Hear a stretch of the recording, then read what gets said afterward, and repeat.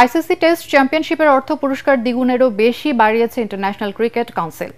Champion, runners up থেকে শুরু করে অংশ নেওয়া 9টি দলের জন্যই থাকছে পুরস্কার। চ্যাম্পিয়ন দল পাবে বাংলাদেশি টাকায় প্রায় 44 কোটি টাকা। আরও জানাচ্ছেন পরাগ আরমান। আইসিসি টেস্ট চ্যাম্পিয়নশিপের ফাইনালে আগামী 11 জুন লর্ডসে অস্ট্রেলিয়ার মুখোমুখি হবে দক্ষিণ আফ্রিকা। ফাইনালের প্রায় এক মাস আগেই 2023-25 সালের ওয়ার্ল্ড টেস্ট চ্যাম্পিয়নশিপের জন্য বড় অঙ্কের প্রাইজ মানি ঘোষণা করেছে আন্তর্জাতিক ক্রিকেট কাউন্সিল আইসিসি।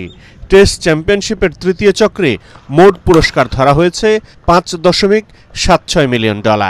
আগের দুই আসরের তুলনায় দ্বিগুণের বেশি।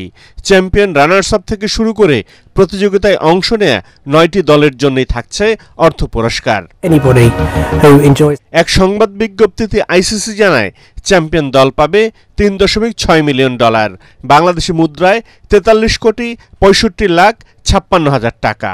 আগের দুই আসরের চ্যাম্পিয়নরা পেয়েছিল 17,15,00,000 টাকা করে।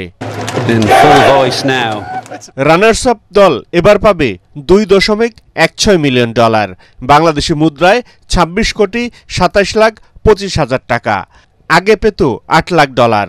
টেস্ট চ্যাম্পিয়নশিপের তৃতীয় আসরে তৃতীয় স্থান থেকে শেষ করা ভারত পাচ্ছে $17,51,00,000 টাকা। চতুর্থ হওয়া নিউজিল্যান্ডের জন্য থাকছে $14.5 কোটি টাকা। পঞ্চম স্থানে থাকা ইংল্যান্ড পাবে $12 কোটি টাকা।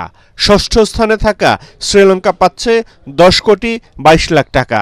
সপ্তম স্থান থেকে টেস্ট চ্যাম্পিয়নশিপের এবারের চক্র শেষ করা বাংলাদেশ পাবে $8,75,75,000 টাকা।